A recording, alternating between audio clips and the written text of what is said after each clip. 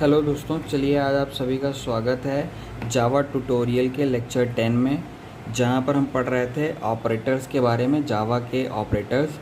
तो ये पार्ट 2 है जिसमें हम लॉजिकल ऑपरेटर्स और लॉजिकल एंड, लॉजिकल और, टर्नरी और बिटवाइज और असाइनमेंट ऑपरेटर क्या होते हैं इनके बारे में पढ़ेंगे। तो जैसे पहले हमारा है Java and operator example, logical and bitwise and. तो लॉजिकल एंड बिटवाइज एंड दूसरा ऑपरेटर है इसमें लॉजिकल और एंड बिटवाइज और। तो इनको और एंड गेट के ऑपरेटर्स को समझने से पहले हमें ये क्लियर होना चाहिए कि एंड और के आउटपुट हमें क्या आते हैं। तो अगर आपको याद हो तो एंड गेट जो होता है हमारा, उसके अंदर जब दोनों कंडीशन ट्रू होती हैं, मीन्स जब दोनों इनपुट ट्रू होते हैं, तब हमें आउटपुट ट्रू मिलता है, अदरवाइज़ सारे हमें फॉल्स मिलते हैं। ठीक है, अगर एक भी इनपुट हमारा फॉल्स रहा तो हमें आउटपुट में फॉल्स आएगा। अगर दोनों कंडीशन सेटिस्फाई करेगी तभी हमें ट्रू मिलेगा। किसके अंदर?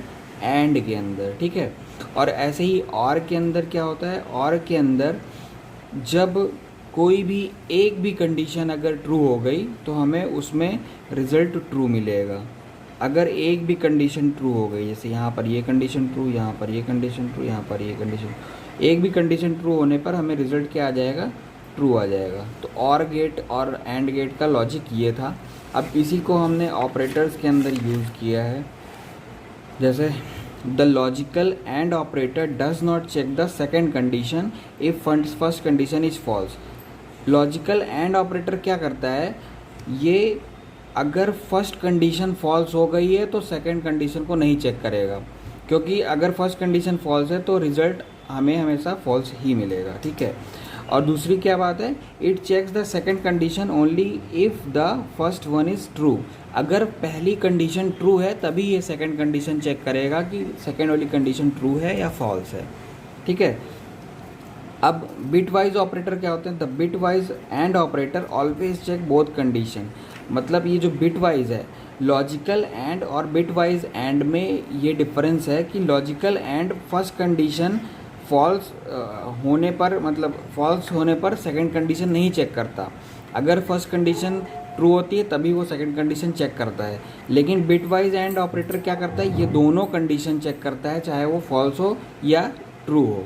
ठीक है, तो इसका एक एग्जाम्पल है। इस एग्जाम्पल की मदद से आप समझ सकते हैं कि ऑपरेटर मीन्स हम एंड ऑपरेटर का यूज़ कैसे करते हैं। पब्लिक क्लास हमने एक बनाया हुआ है ऑपरेटर एग्जाम्पल। यहाँ पर हमेशा हम क्लास में कैमल केसिंग का यूज़ करते हैं, ये चीज़ आप नोटिस करके रखिएगा। पब्लिक स्टैटिक वॉइड में मेन फंक्शन हमने चलाया, यहाँ पर हमने 3 वैल्यूज़ ले लिया। एक ए की वैल्यू 10 दे दिया, बी की वैल्यू 5 और सी की वैल्यू 20। ठीक है, अब इसके बाद हमने क्या किया? हमने कंडीशन लगाया है system dot out dot println. इसमें हमने 2 कंडीशन लगाया, a is smaller than b और a is smaller than c. अगर a is smaller than b है, मतलब अभी ए की वैल्यू हमारी क्या थी? ए की वैल्यू हमारी 10 है और बी की वैल्यू क्या है? 5 है। तो ए इज स्मॉलर देन बी नहीं है, मतलब 10 इज़ नॉट स्मॉलर देन 5, मतलब हमारा फर्स्ट कंडीशन फॉल्स हो गया। और लॉजिकल एंड ऑपरेटर क्या करता है? अगर फर्स्ट कंडीशन फॉल्स हो गई है तो दूसरी वो चेक नहीं करता है, तो दूसरी अगर ट्रू भी होगी तब भी हमें फॉल्स ही मिलेगा। तो इसका रिज़ल्ट हमारे पास क्या आ जाएगा? एक पहला फॉल्स हो गया, दूसरा ट्रू हो गया, क्योंकि ए इज स्मॉलर देन सी। ए की वैल्यू क्या है? 10 है और सी की वैल्यू क्या है? 20 है। तो 10 तो स्मॉल है 20 से, इसलिए ये कंडीशन सेटिस्फाई कर रही। तो फॉल्स और ट्रू, हमारे पास रिजल्ट क्या आ जाएगा? फॉल्स आ जाएगा, क्योंकि अगर एक भी कंडीशन फॉल्स हो गई है तो हमें एंड से फॉल्स ही रिजल्ट आउटपुट मिलेगा। ठीक है, दूसरा क्या है? System dot out dot println a is smaller than b, ये कंडीशन फॉल्स है। A is smaller than c. अब यहाँ पर क्या हो रहा है? यहाँ पर दोनों कंडीशन चेक हो रही हैं। ठीक है, यहाँ पर दोनों कंडीशन चेक हो रही है। इसके बाद वाली कंडीशन वो चेक नहीं करेगा, डायरेक्ट फॉल्स का आंसर दे देगा। यहाँ पर लेकिन दोनों कंडीशन चेक होगी, फिर उसके बाद हमें रिजल्ट पता चलेगा। तो इसका आउटपुट क्या है? हमारे पास फॉल्स आ गया। ठीक है, अब जावा और ऑपरेटर एग्जाम्पल। ठीक है, यहाँ पर लॉजिकल और बिटवाइज और के बारे में जानेंगे। इसमें क्या होता है? The logical or operator does not check the second condition if first condition is true. अगर पहली कंडीशन ट्रू हो गई है तो ये सेकंड कंडीशन नहीं चेक करेगा। कौन नहीं चेक करेगा?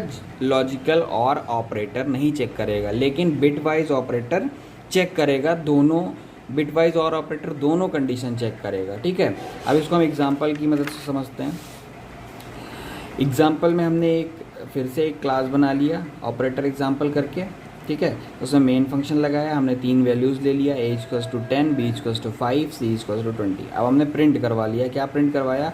अगर a is smaller then b है, a is greater then b है, मतलब 10 इज़ ग्रेटर देन 5, 10 तो 5 से ग्रेटर है, तो हमारी कंडीशन ट्रू हो गई।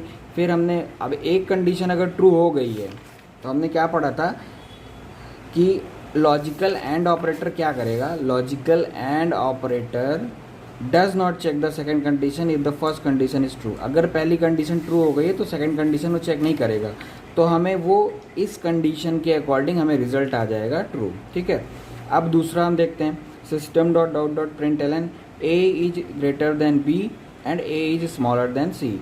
तो यहाँ पर क्या होगा? यहाँ पर बिटवाइज और ऑपरेटर लगा हुआ है, तो यहाँ पर दोनों कंडीशन चेक होगी।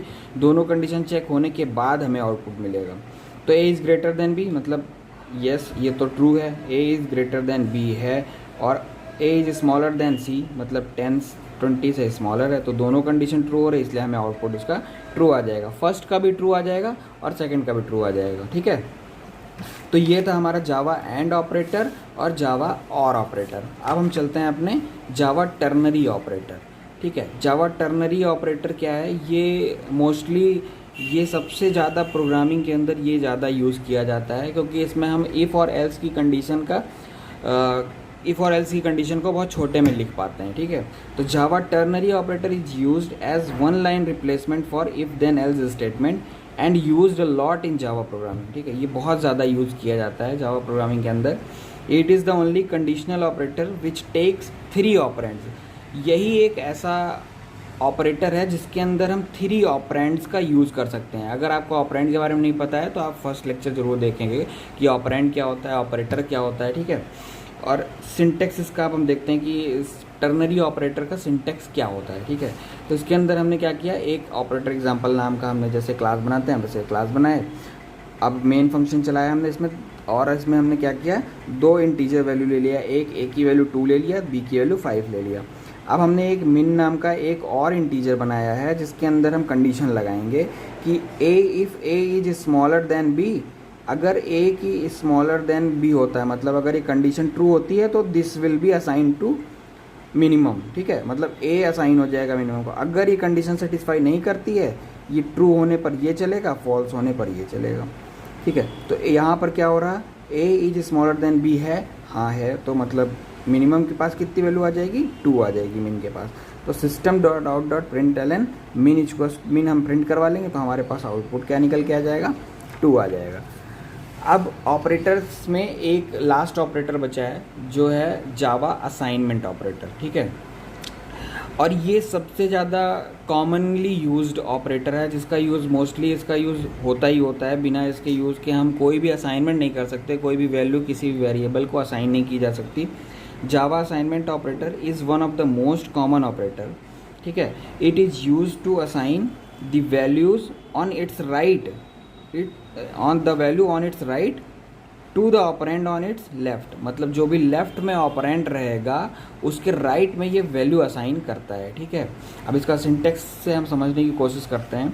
इसमें भी हमने ऑपरेटर एग्जांपल नाम की क्लास लिया, मेन फंक्शन लगाया और एक वेरिएबल लिया एज इक्वल्स टू 10 और दूसरा वेरिएबल लिया हमने बी इक्वल्स टू 20। अब हमने क्या किया, इसमें हमने क्या पढ़ा था कि जो भी राइट में the value on its right to the operand, जो भी लेफ्ट में ऑपरेंड रहेगा, मतलब लेफ्ट साइड ये है, राइट साइड ये है। ठीक है, तो जो भी वैल्यू उसकी राइट साइड की रहेगी वो अपने लेफ्ट को असाइन करेगा। ठीक है, तो अभी यहाँ पर क्या होगा, हमने 2 इंटीजर वैल्यू लिए, a's equals 10 b equals 20, a plus हमने कंडीशन लगा रखा है a plus is equals to 4, तो और दूसरी कंडीशन क्या लगा रखा है, b minus is equals to 4। ठीक है, तो पहले वाली कंडीशन क्या होगा, ये क्या करेगा, a is equal to a plus 4 कर देगा, a में 4 ऐड करके लेफ्ट में उसको असाइन कर देगा। तो यहाँ पर 10 प्लस 4 हो जाएगा 10 +4 हो जाएगा और वैल्यू असाइन हो जाएगी ए को। तो ए के पास कितनी वैल्यू आ जाएगी 14। और b माइनस इक्वल टू 4 का मतलब हो गया b is equal to b minus 4। तो यहाँ पर क्या होगा b इक्वल्स टू, अब 20 वैल्यू थी तो 20 माइनस 4, और जो भी रिजल्ट आएगा वो किसको असाइन हो जाएगा, मतलब किसको असाइन हो जाएगा, b को असाइन हो जाएगा। तो अभी हमारे पास, हम यहाँ से प्रिंट करवा लेते हैं आउटपुट अपना, system dot out dot print L N A और system dot out print L N B. तो हमारे पास आउटपुट निकल के आ जाएगा, एक 14 आ जाएगा फर्स्ट वाला और दूसरा आ जाएगा 16। तो ये क्या करता है, it is use to assign the value on its right, मतलब जो इसकी राइट की वैल्यू रहेगी उसको असाइन करता है ये लेफ्ट में। ठीक है, असाइनमेंट ऑपरेटर का ये कॉन्सेप्ट होता है। तो अगर आपको वीडियो पसंद आया हो तो वीडियो को लाइक कर लें और चैनल को सब्सक्राइब कर लें।